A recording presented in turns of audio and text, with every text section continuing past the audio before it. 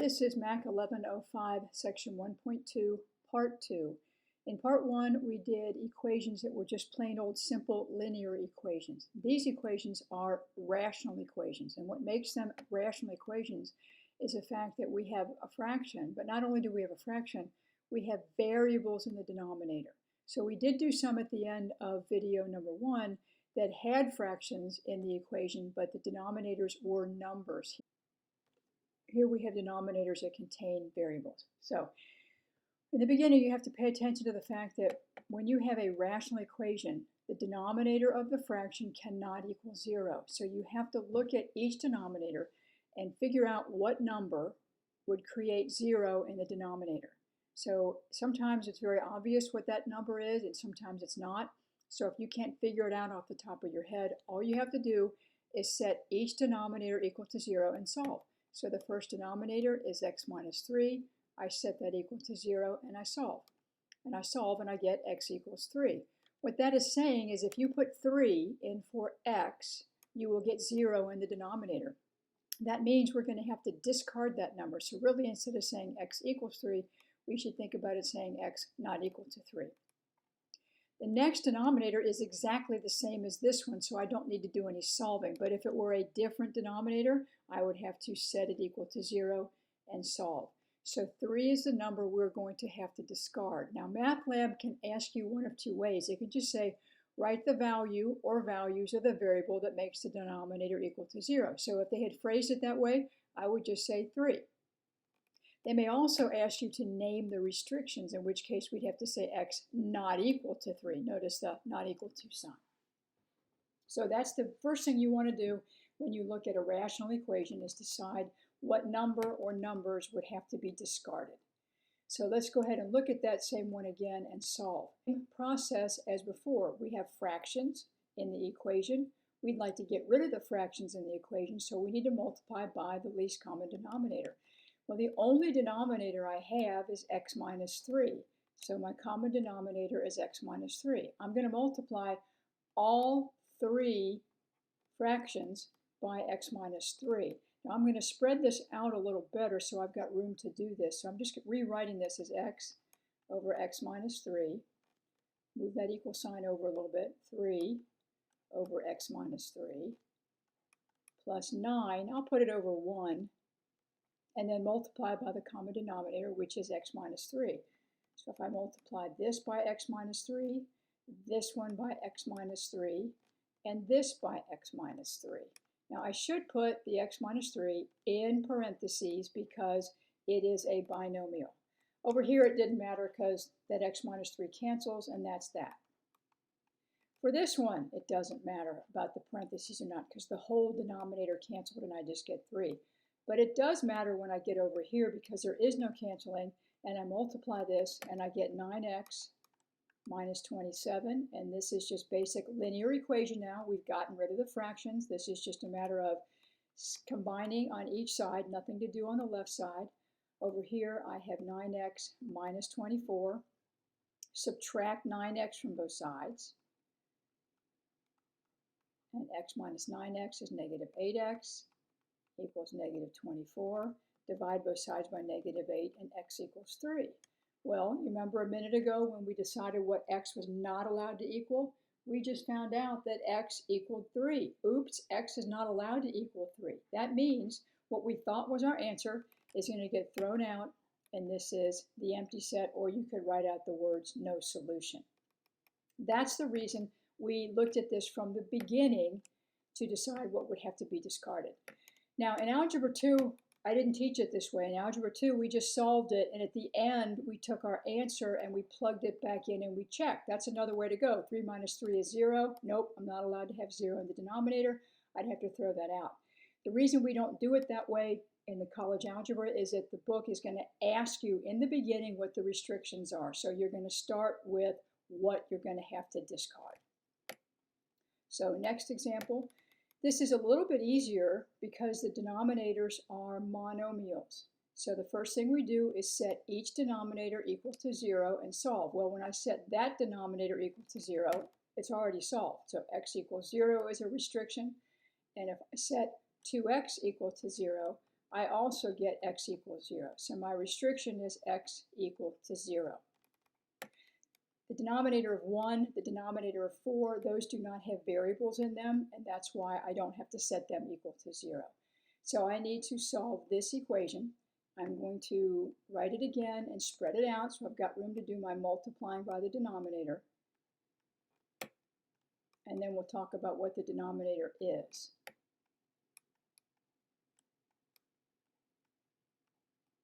You don't have to do this spreading out. You could squeeze in the common denominator right next to each fraction, but I just think it's easier if you spread it out. You've got room to show your work.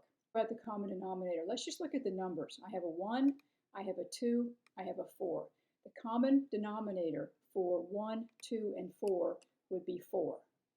But it also has to contain x. So the common denominator is 4x. I'm going to multiply each of these fractions by that common denominator. That's why I rewrite this and spread it out so I've got plenty of room to show what I'm doing and plenty of room to do my canceling. So x cancels with x. 2 times 4 is 8. Fraction is gone. Over here, nothing's going to cancel because that's just a denominator of 1. 3 times 4x is 12x.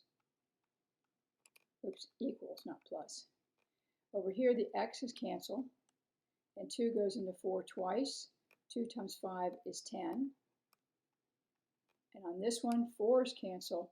13 times x is 13x. So what we have right there is an equation that does not have fractions anymore. And this is just the strategy of get x's on one side, numbers on the other.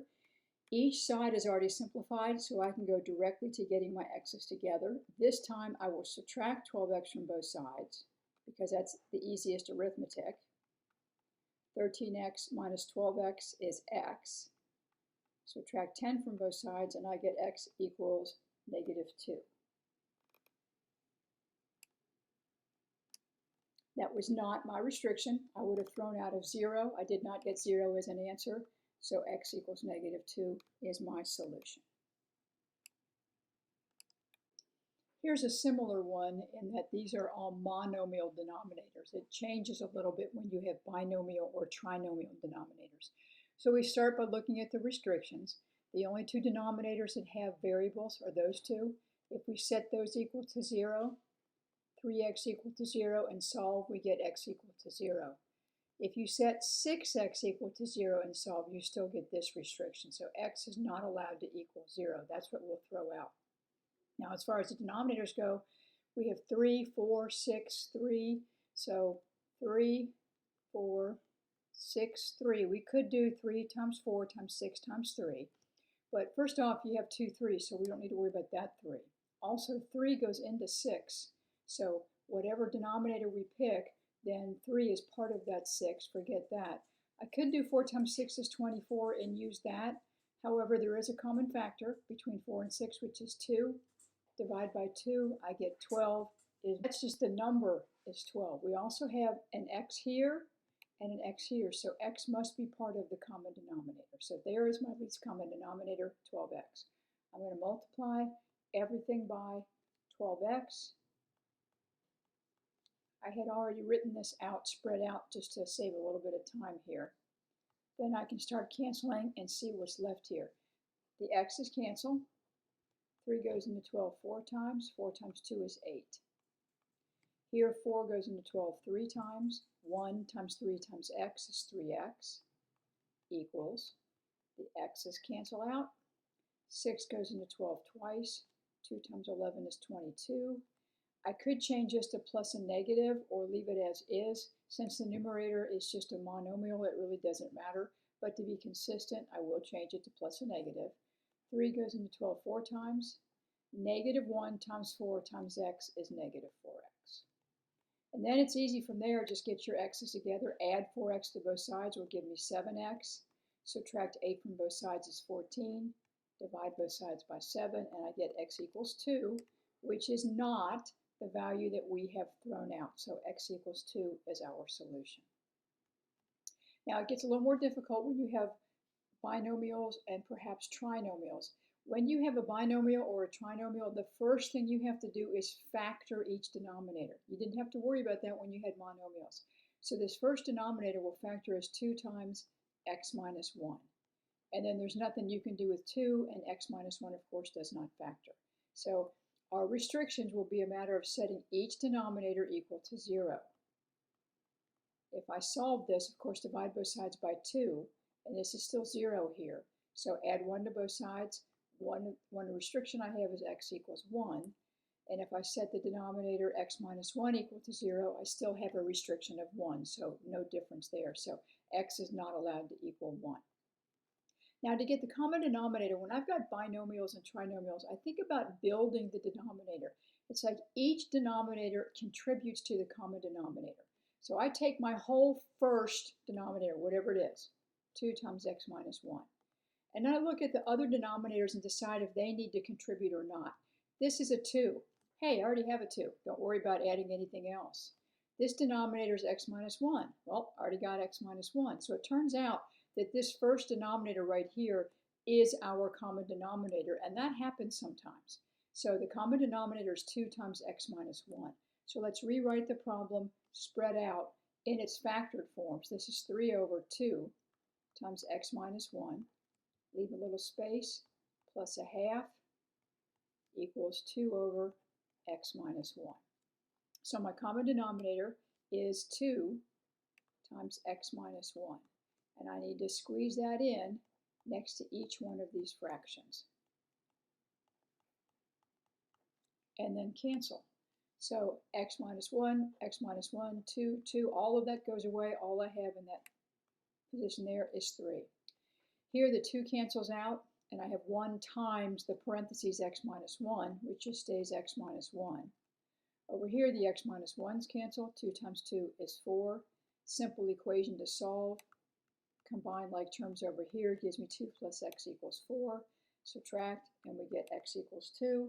X equals 2 is not our restriction, so 2 is the solution.